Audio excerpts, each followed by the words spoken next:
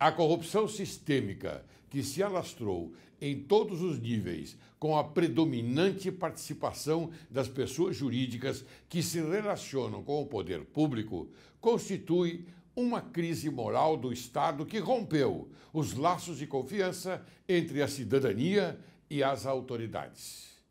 No Brasil, a população considera que qualquer autoridade é corrupta e que todas as pessoas jurídicas que contratam com os governos nos 3 níveis federativos são integrantes desse concurso criminoso, seja pela prática da corrupção comissiva pura, seja quando se comete ou se submete dócil e prazerosamente à corrupção comissiva omissiva.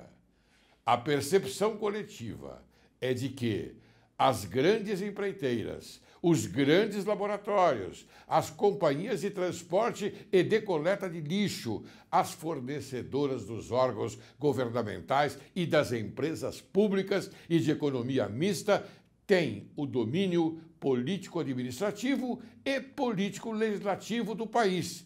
E, na realidade, é o que, infelizmente, acontece. Adaptação do texto da obra jurídica, considerações sobre a Lei Anticorrupção das Pessoas Jurídicas, de autoria do professor Modesto Carvalhosa.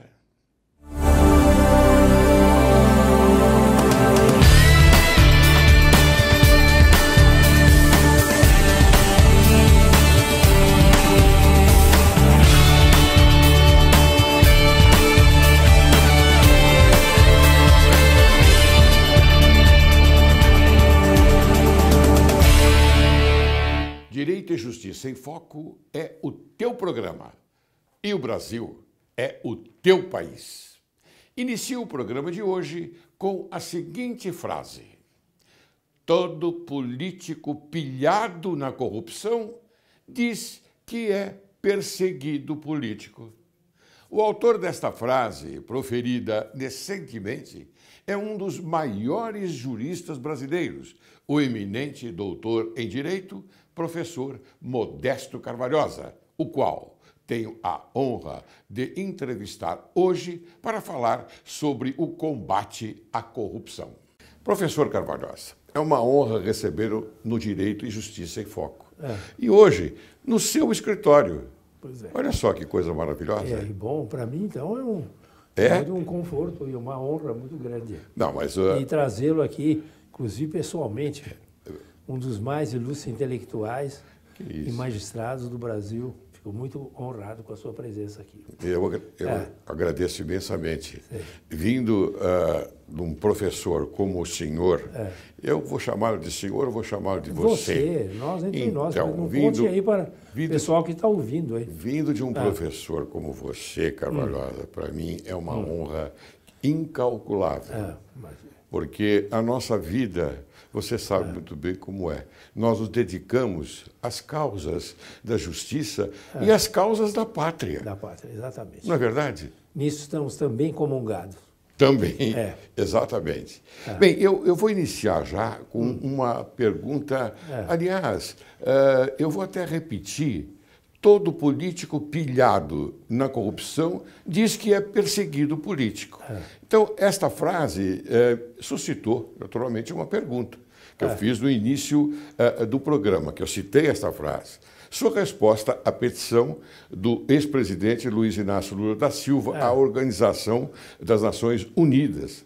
Fale mais a respeito desta petição. A frase não é minha, a frase é do presidente internacional da Anistia Internacional. Sim. É o grande presidente da Anistia Internacional que usou essa frase dizendo que no mundo inteiro,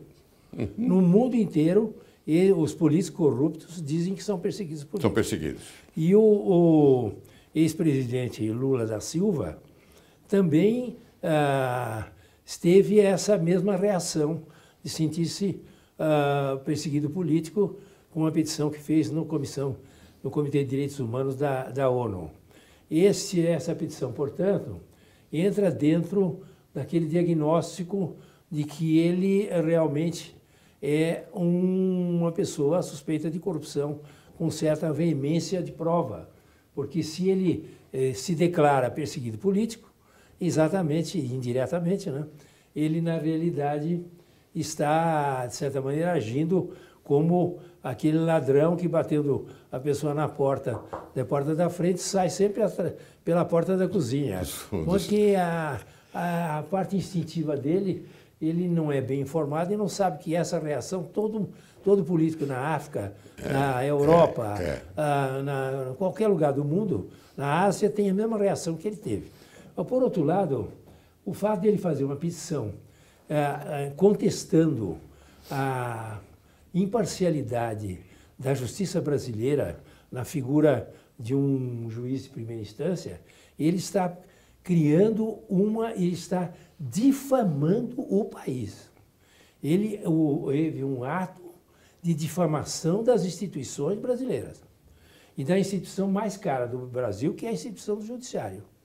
Portanto, ele agiu aí num sentido quase de lesa pátria, no sentido de que, para a defesa de uma coisa indefensável, que é a conduta dele na presidência da República e após largar a presidência, ele simplesmente coloca as instituições brasileiras, o judiciário especificamente, em dúvida na comunidade internacional para aí aproveitar-se desse fato para provavelmente pedir um exílio, que é o que ele vai fazer com esse argumento que ele está apresentando para talvez aí não ser julgado qualquer coisa.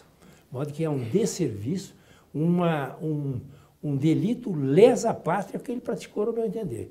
E interessante que a imprensa não percebe isso e que as instituições não reagem a esse tipo de conduta, de denúncia absolutamente gratuita sobre uma coisa importantíssima, que é a preservação do prestígio e da reputação das instituições brasileiras. Sim, o Brasil é importante. Agora, ele está preparando, não é verdade, o exílio, como você disse muito bem, mas são atos que incomodam a população, incomodam a sociedade. Sim. Porque a sociedade está possessa com isto. Exatamente. Porque a articulação dele é de uma maldade para com a pátria. Exatamente. Não é? Então, a gente fica muito preocupado com isso. Mas a sua colocação foi maravilhosa. Agora vamos entrar direito. Como você já abordou a fase de primeiro grau de jurisdição, vamos então falar da Operação Lava Jato. Sim. Ela, naturalmente, tem data de validade ou será uma bandeira difundida por muitos anos? Eu tenho a impressão que ela tem não digo um prazo de validade, mas ela tem um esgotamento do objeto que está sendo tratado lá, que é a questão da corrupção na Petrobras. Mas este fato, essa investigação e o inquérito do Ministério Público, a denúncia, a aceitação da denúncia, estão levando a uma ampliação muito grande do espectro de corrupção no país, incluindo outros entes públicos que não são absolutamente só a Petrobras. Então, entra a Termonuclear, não é? Entra agora Belo Monte, portanto, o DINIT, que é o maior antro de corrupção do planeta Terra. Não sei se em outros planetas tem um antro de corrupção maior, mas no planeta Terra o DINIT é o maior antro de corrupção que existe aqui. Já está chegando no DINIT. Está chegando nos fundos de pensão, está chegando no BNDES. Né? E também nós estamos vendo, portanto, que a questão do Belo Monte, que é seríssima. Então, embora a Operação Lava Jato, quanto ao seu objeto fundamental, possa se esgotar, todo o Ministério Público, a Polícia Federal e a Justiça Federal estão já em Brasília, em São Paulo, e vão, assim, se deslocando, criando novos núcleos de investigação com referência a entes públicos que são objeto da corrupção. Certo. Ontem eu conversei com um advogado criminalista e perguntei a ele, eu queria que você, por gentileza, me desse uma noção daquilo que está acontecendo. A Polícia Federal, ela tem o dever de investigar os fatos. Agora, passando para um outro universo, ou seja, para o universo do Ministério Público, eu entendo que também é uma investigação na persecutio criminis, ou seja, na produção da prova, para se obter um reconhecimento dela com o objetivo da fase final do processo, que é a sentença. Exatamente. Então, ele me disse que era isto mesmo. Concorda com isso, professor? Eu concordo. Quer dizer, a investigação é um poder-dever da Polícia Federal, específico, e é também, pela Constituição brasileira, também um poder-dever do Ministério Público. Tanto assim é que, em 2014, 2013 e 2014, houve um movimento dos corruptos brasileiros no Legislativo que queriam fazer uma emenda constitucional para cercear o poder-dever de investigação do Ministério Público. Sim. Não sei se se lembra disso. Lembro, claro que lembro. De modo que veja como realmente, já naquela época, talvez prevendo que a corrupção estava demasiada, queriam cercear o Ministério Público dessa competência, que é uma competência que se acopla àquela competência da Polícia Federal. Sim, claro. E que eles trabalham em conjunto exatamente por isso, porque uma faz uma investigação no campo, faz uma investigação documental, mas a outra tem meios científicos e de interlocução com outras entidades, Ministério Público e Ministério de Justiça de outros países, tem ascendência aos bancos de outros países, tem um nível muito mais, vamos dizer assim, muito mais importante de aprofundamento dessas investigações. Portanto, isto não foi abortado na época e que tem sido de grande valia. O duplo poder-dever da Polícia Federal e do Ministério Público de investigar. Inclusive, nós temos que tomar muito cuidado, porque agora surgiu aí uma tal de PEC 257, que está nos aborrecendo um pouco. Ela quer o quê? Minar não só o Ministério Público, mas também o Poder Judiciário. Esse é o objetivo daqueles que, afinal de contas, estão sob o crivo da investigação criminal. E quem são? São políticos. Quer da Câmara Federal, quer do Senado Federal. Quer dizer, nós temos que nos defender desta gente, professor. Como é que fica? A questão é a seguinte, existe no Brasil, precisa ser uma consciência da opinião pública brasileira, da cidadania brasileira, eu sei que tem duas forças muito atuantes no cenário político brasileiro e no cenário institucional brasileiro.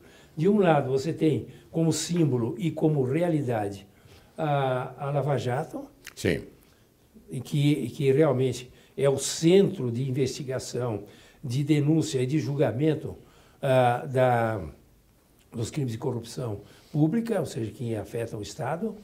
E, do outro lado, você tem uma campanha terrível que já começou com o discurso da presidente afastada em 18 de dezembro de 2014, sim, perante o Superior Tribunal Eleitoral, no sentido de que as empresas, as empreiteiras não poderiam ser punidas, porque ia acabar com os empregos.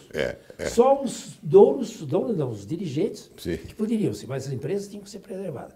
A partir daí já tinha toda uma estrutura de não aplicação da lei anticorrupção pela CGU, Corregedoria Geral da União, tinha toda um arcabouço legislativo para minar a lei anticorrupção, que foi exatamente o decreto que ela fez, neutralizando inteiramente os efeitos da lei anticorrupção, a ponto de dizer que quem presidiria os processos administrativos de verificação de corrupção das empreiteiras e agentes públicos seria o ministro de Estado. Então, o ministro de Estado é o mais corrupto deles. Eu estou falando todos corruptos. Todos corruptos, não tem nenhum que sobre. Então, o que você veja aí? E depois teria também, não mais, nesse decreto, o processo administrativo seria iniciado por uma averiguação. E se o comitê da CGU julgasse que na averiguação não havia nada muito importante, poderia cancelar o processo. Quer dizer, é um corpo de delito esse decreto que está em vigor. Ainda o presidente interino não cancelou, porque acho que nem percebeu ainda o horror que é isso. Depois você tem aquela tentativa do Renan agora de não poder mais fazer delação premiada, de não entrar nas casas, e não poder fazer mais a condução coercitiva, enfim, para liberar. Eles estão tentando coartar a investigação. E depois tinha a tal da sórdida medida provisória 203, que era tão horrorosa que o Congresso não pôs nem as mãos dela, deixou passar por decurso de prazo, porque ela não, nenhum deputado, senador, quis botar o nome dele lá no meio daquele assunto. Né? Porque ficaram envergonhados até. Envergonhados do sorte. E a presidente afastada se considera completamente fora da corrupção. Ela é a patrocinadora da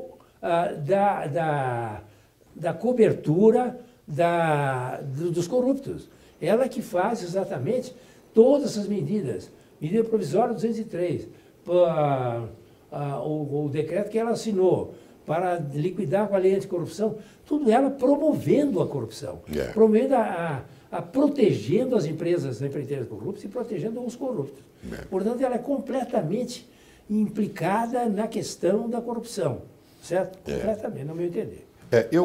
Eu vou ter a ousadia de fazer uma sinonimia com celebridade. Nós, quando assistimos um filme, nós vemos os artistas colocando a experiência e a capacidade deles para nos alegrar, eles são considerados celebridades. Sim.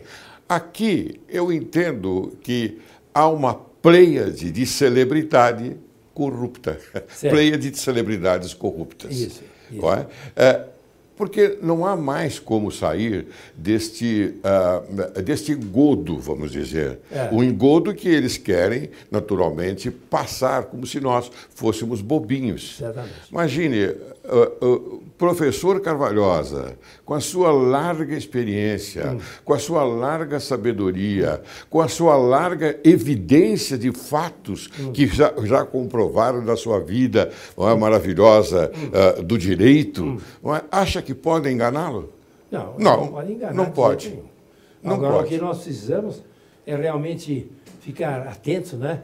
A liberdade, o preço da liberdade é a eterna vigilância. Certo. Essa é que é a regra mais importante. Sim, essa. O preço da liberdade é a eterna vigilância.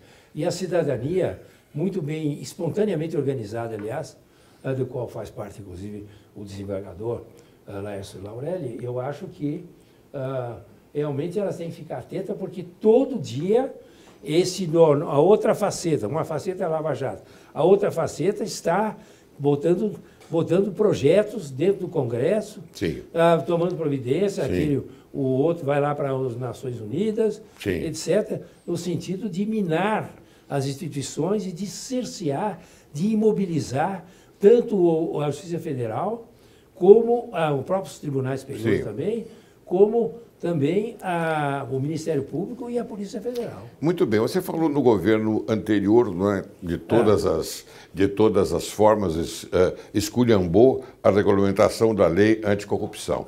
O que pensa a respeito sobre a lei anticorrupção? Eles esculhambaram, não é? Eles, vamos dizer, descaracterizaram, tornaram absolutamente sem nenhuma eficácia a lei. Agora, através, sobretudo, desse decreto e dessa tentativa dela de fazer o tal do medida provisória 203. Ocorre que, hoje em dia, você tem também medidas que eles estão tomando para o efeito de neutralizar tudo e virar tudo uma nada. Ou seja, através dessa tal da famosa acordo de leniência. Sim. O acordo de leniência é uma farsa total em que as empresas corruptas, chegam lá e fazem uma profissão de fé. Não é na igreja pentecostal tá certo? Mas é parecido, uma profissão de fé. É o seguinte, Sim. nós aqui fazemos um acordo de leniência e prometemos ter no na nossa empresa um sistema de compliance, Sim, compliance. de conformidade com a lei, de um rigor absoluto. Os funcionários, quando entrarem na empresa, eles têm que fazer um raio-x, tá certo? Para saber como é que estão ou não estão. E todos os funcionários absolutamente não podem praticar nenhum ato que não seja legal. E assim fazem e vendem esses consultor, como é que chama? Escritório de consultoria. Sim. Vendem em pacotes disso para todas as 20 empresas lá, 29 empresas do cartel, e eles vão lá e fazem o tal do acordo de leniência. Sim. O acordo de leniência, sabe o acordo, desembargador? É o seguinte, você não precisa mais pagar multa, paga uma multinha. Sim. Por exemplo, a Camargo Correia pagou uma multa de 700 milhões, Sim. 700 milhões em 10 anos, ou seja, 70 milhões por ano. Isso aí ele telefona para o banco e fala, manda 70 milhões aí que eu preciso pagar uma continha, uma prestação na Casas Bahia, Sim. que é o... Mas essa é a punição, não é? A punição. Punição. O outro lá de Minas Gerais, Andrade Gutierrez, uma punição de 1 bilhão. Nossa. 1 bilhão são 100 milhões, 10 anos também, 100 milhões por ano não é nada. Não é nada. Quer dizer, só essas empresas do cartel deram no impairment da Petrobras, que foi um impairment de 92 bilhões, ou seja, de perdas de patrimônio que estavam no balanço que precisavam ser descontadas, esse é o impairment, 42 bilhões e 92 bilhões são de corrupção, que, ou seja, superfaturamento de obra, aditivos de obra, não entrega da obra, entrega parcial da obra que precisa ser reconstruída ou ela é ineficaz, todas fora do prazo. É. São aí 42 bilhões, inclusive, que a Força-Tarefa da Lava Jato já levantou. Portanto, 1 bilhãozinho aqui, uns 700 milhões ali, não é nem 10%, é 3% do prejuízo que deram. Para eles não é Estado, absolutamente nada. Nada. Então, já fizeram esses acordos. Então. Certo? E as outras todas vão fazer acordo. Primeiro, não pode mais, ficam extintos os processos, os 20 processos que o Ministério Público fez contra eles por lei de improbidade administrativa. Não precisam ressarcir mais o Estado. Por 1 bilhãozinho, 700 milhõezinhos, ele já não precisa mais ressarcir o Estado. Podem continuar a fazer todas as obras e obter todas as concessões de serviços públicos doravante. E assim vai. É a projeção. E assim vai.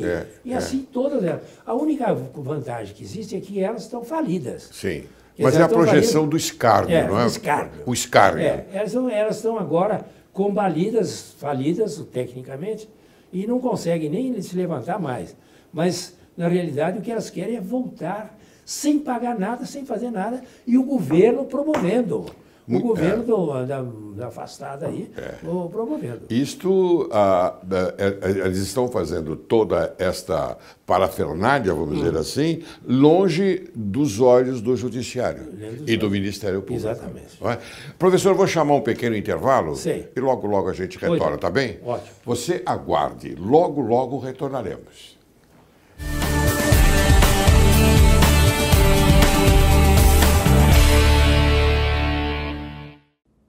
Amigo jurista, professor e magistrado, sou o desembargador Laércio Laurelli, do Tribunal de Justiça do Estado de São Paulo e apresentador do programa Direito e Justiça em Foco. Precisamos valorizar a vivência dos membros do Judiciário, do Ministério Público e dos pensadores do direito. Por isso, faço o convite. Escreva artigos para o nosso Juris. Nascemos como um portal digital. Com a sua colaboração intelectual, vamos evoluir para um canal multimídia. Nossa missão é difundir amplamente ideias, experiências e conhecimentos jurídicos, buscando aprimorar os mecanismos de promoção da justiça. Nossos valores fundamentais são a democracia, a justiça, a liberdade, a transparência e o patriotismo. Se você pensa, reflete e age na busca de um Brasil melhor e mais justo, você faz parte do Juris. O Juris é seu, é nosso, é de quem ama a justiça. Você que é adepto das artes marciais não pode deixar de conhecer a revista Budô. A primeira e mais completa revista de artes marciais do Brasil, onde você encontra notícias sobre judô, karatê, taekwondo, MMA e kung fu. Na Budô, o esporte e as marcas mais conceituadas caminham lado a lado. Ficou interessado? Visite o site www.revistabudô.com.br.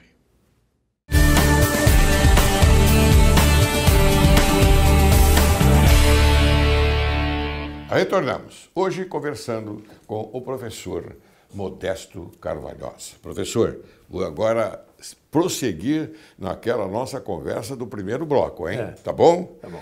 Qual o melhor método para se implementar acordo de leniência e sua repercussão prática?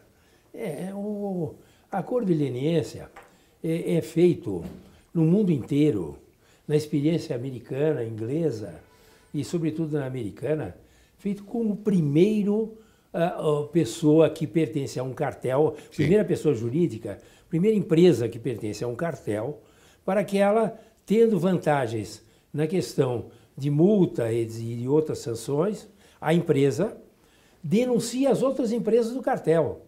Só a primeira que tem isso. Como está na lei de corrupção, inclusive. Sim. Na lei de corrupção. Só a primeira empresa de um determinado cartel ou consórcio é que tem o direito ao acordo de leniência, porque a função é pública. A função do acordo de leniência, que está sendo, no Brasil, absolutamente deturpado de má fé para realmente tirar as empresas, as empreiteiras da situação que elas estão de culpabilidade, é o seguinte: a função é do interesse público. E a leniência que foi realmente desviada para outros fins. A leniência o acordo de leniência para uma única empresa do cartel ou do consórcio é feito para dizer as outras fizeram isso, aquilo, para punir as outras. Agora, Sim. fazer acordo de leniência com todas elas, para que finalidade? Uma vai denunciar a outra? Se uma denuncia uma denuncia outra denuncia outra. Isso não existe. Isso é uma deturpação de má fé para realmente proteger as empreiteiras que estão aqui identificadas na questão do cartel da Petrobras, para falar só delas, podem ter outras também. Isso naturalmente é proposital, de modo que é né? proposital, é a deturpação total, não há leniência nenhuma, a não ser de uma única empresa envolvida num determinado organização empresarial criminosa de corrupção. Então, no primeiro bloco, o professor tocou nas multas daqueles 1 milhão, 1 bilhão, essa coisa toda. Então eu pergunto, prisões e pagamento de pesadas multas são saídas anticorrupção? São pelo sentido seguinte, que a corrupção, ela só pode ser... não, a corrupção tem várias maneiras de combatê-la, mas a maneira principal de levar um grupo de controladores de empresa, um grupo de administradores de empresa e a própria empresa a não cometer corrupção, é a equação custo-benefício. Sim. Entendeu? Então, no Brasil, depois de que foi organizada a corrupção pelo governo Lula e continuou no Dilma, que aparelharam todas as empresas estatais, DINIT, fundos de pensão, as outras estatais todas, para o efeito BNDES para a corrupção, o que acontece? Nesse campo de corrupção, o benefício era muito maior que o custo. O custo era ridículo. Por exemplo, você dava 1% para o Cerveró, 3% para o outro, 3%, 5% para o Eduardo Cunha. Você dava tanto para o MDB, PMDB, dava tanto para o PP, dava muito mais para o PT, que era o patrocinador, o patrono de tudo. Mas tudo isso deu na Petrobras um dinheirinho micho de 5 bilhões e 200 milhões. ou 6 bilhões e 200 milhões, não me lembro mais. 6 bilhões. 6 bilhões e 200 milhões. Enquanto que o dano de 42 bilhões foi embolsado pelas empresas nos superfaturamentos que elas conseguiram nos equipamentos de sonda, de plataformas, construção de refinarias, não sei o quê, dutos, oleodutos, etc. Quer dizer, elas embolsaram 42 bilhões e deram uma gorjetazinha para o partido, para o Lula, para a companhia, para essa gente toda, de só 6 bilhões e 200. Quer dizer, elas embolsaram todo o resto do dinheiro, as empreiteiras. Por isso que, por exemplo, você vê, a Odebrecht se tornou uma das maiores empresas do mundo. Entendeu? Porque ela não gastava nada, o BNDES dava todo o dinheiro para ela fazer obras aqui e no exterior, e daí ela superfaturava as empresas. E mais que realmente, aí você tem o custo-benefício. O custo era pequeno, 6 bilhões e 200 milhões, para ganhar 42 bilhões só na questão da Petrobras. Só Petrobras. Agora, você imaginou, se você tem um custo de 6 bilhões e 200, ganha 42 bilhões, o benefício é muito maior. É muito maior. Bom, e agora, se você não faz uma equação, prende os camaradas, quer dizer, torna inidôneas as empresas, não podem mais contratar, vão mudar de ramo, ou dissolvam-se, como está previsto na lei anticorrupção. E você realmente impede com isto que também, pela prisão, pelas multas pesadíssimas, você então inverte a equação. O benefício é zero, ou é pouquíssimo perto do custo infinitamente maior. Então você tem, para combater, portanto, a questão aqui da pergunta de prisões e pagamentos de multa pesada são saídas para o eleitor, são a saída fundamental para mudar a conduta dos dirigentes de empresas, empreiteiras, para saber o que é o custo-benefício do crime. Qual é o custo-benefício do crime. Mas é um crime doloso, né, professor? É um crime totalmente doloso, sob o ponto de vista das empresas, é um delito objetivo, não é um delito... Aí é um delito objetivo. Se ela praticou, não interessa se tinha intenção ou não de praticar. Se, por exemplo, a empresa era petista e amava o PT e dava todo o dinheiro para o PT, não interessa. Interessa que, objetivamente, ela praticou, ela teve condutas anticorrupção. Sob o ponto de vista pessoal dos administradores e dos controladores, evidentemente que o dolo é requisito e absolutamente provado. A sua explicação, ela está dentro da conformidade, por isso que eu quero explicar bem para o telespectador, está dentro da conformidade da organização criminosa, porque é uma associação. Exatamente. É associação criminosa.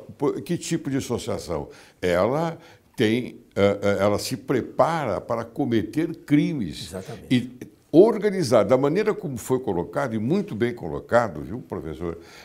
É fácil de se entender que tudo isso foi projetado anteriormente. E claro, era um projeto do governo de realmente aparelhar as empresas públicas, BNDES, fundos de pensão, DINIT e todas as outras entidades para o efeito de realmente corrupção. Agora, aproveitando, desembargador, aqui a sua pergunta, a questão é o seguinte, o que se combate no mundo hoje é o crime organizado. Sim, o crime organizado. Não interessa a pessoa criminosa, como antigamente, nos anos 20, que queria pegar o gangster, entendeu? O Al Capone, o não sei o quê.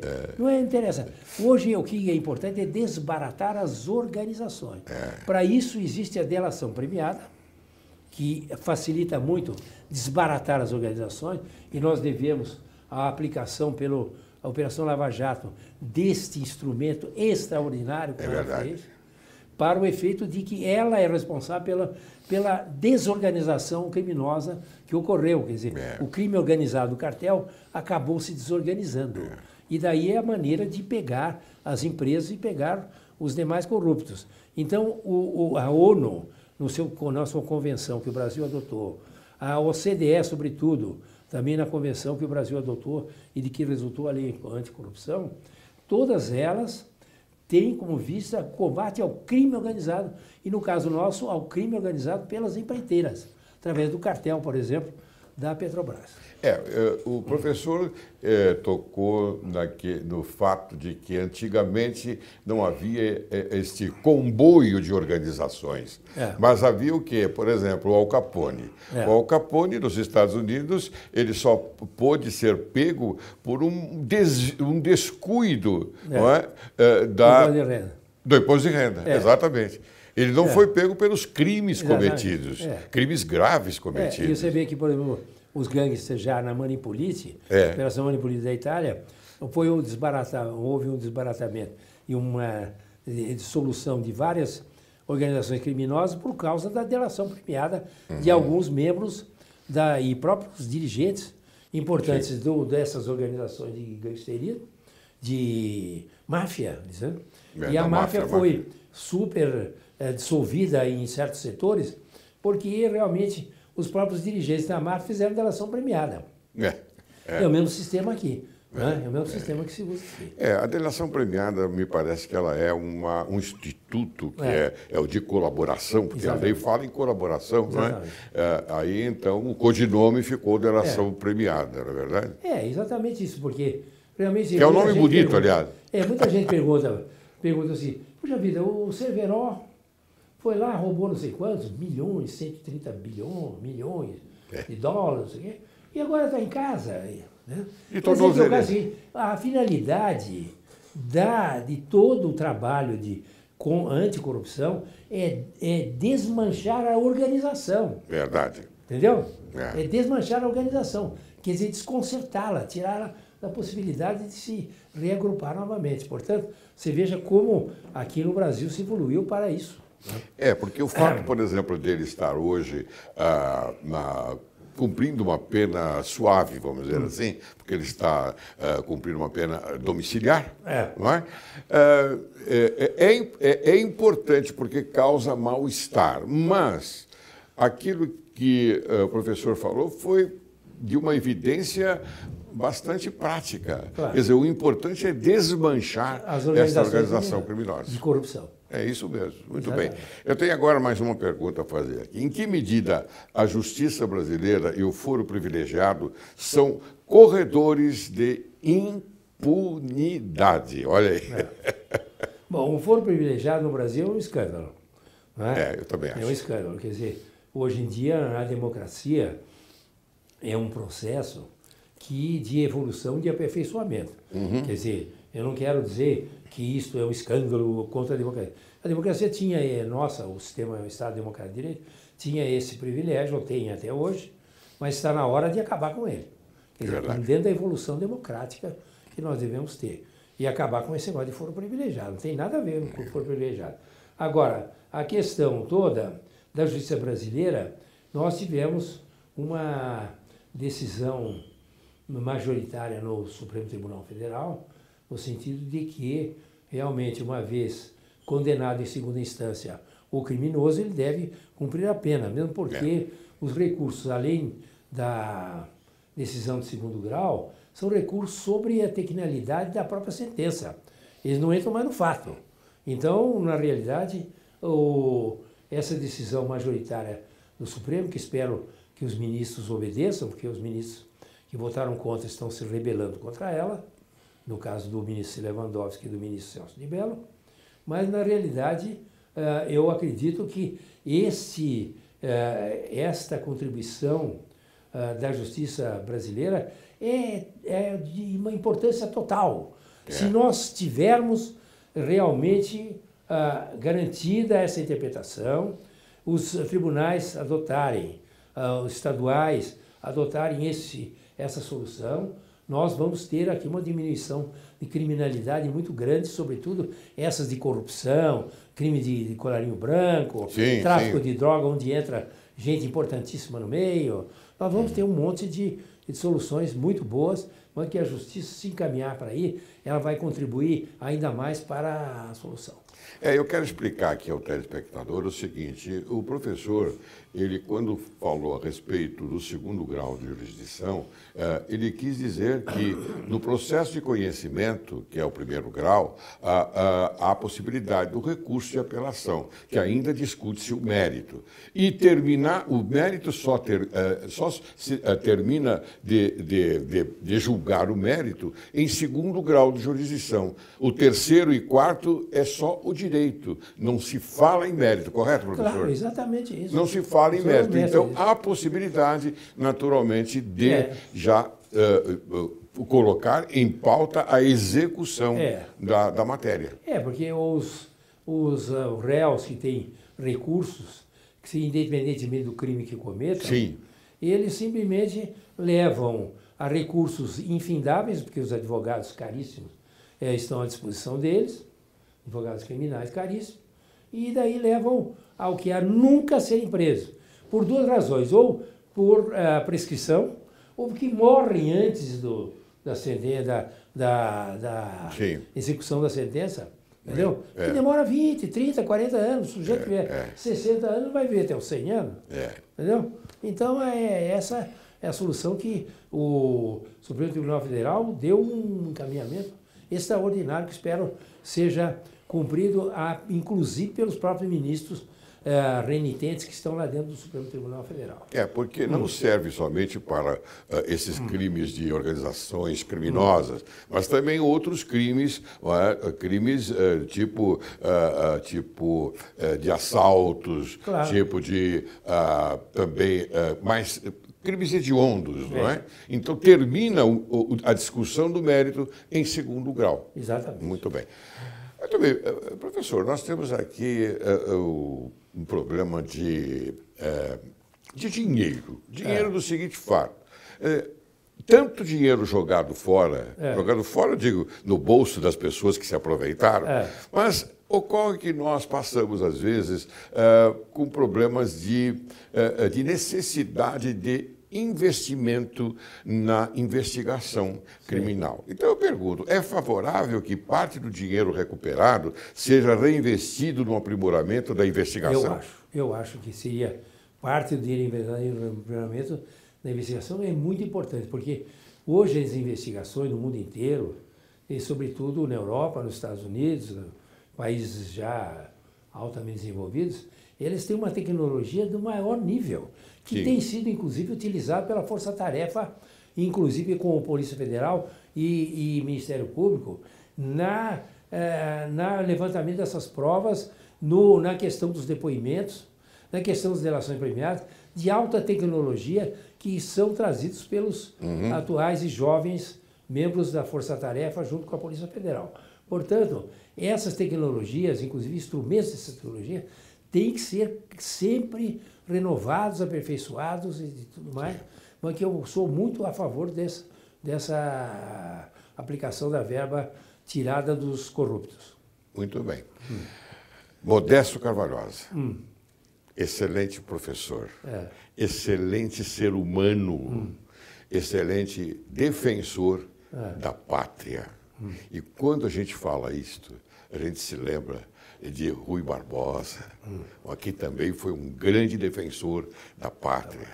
Mas eu gostaria agora de que você apresentasse as suas considerações finais, para que eu possa encerrar o programa. Mas antes eu quero lhe presentear. Trouxe um presentinho. É singelo, mas eu trouxe. Está aqui. Muito obrigado. Esse é um presentinho singelo. Obrigado. Ai, que ótimo. Muito bem. Muito obrigado. Esse livro... E esse livro chama-se Crime Complexo, de Silvio Ranieri, o italiano, que eu traduzi para o português. Então, o meu editor, que é o Quartier Latin, ele disse o seguinte, olha, por favor, entregue a cada entrevistado. Eu estou, então, fazendo a entrega. Obrigado. Tá bem? Obrigado, já com a dedicatória que eu vou ler aqui com maior atenção e gratidão. Muito bem. Então, agora, suas considerações finais. As minhas considerações finais é o seguinte, nós temos que continuar mobilizados. A cidadania brasileira, que aqui é responsável pela queda desse grupo terrível de bandidos que dominaram o Brasil cada vez mais nesses 12 anos.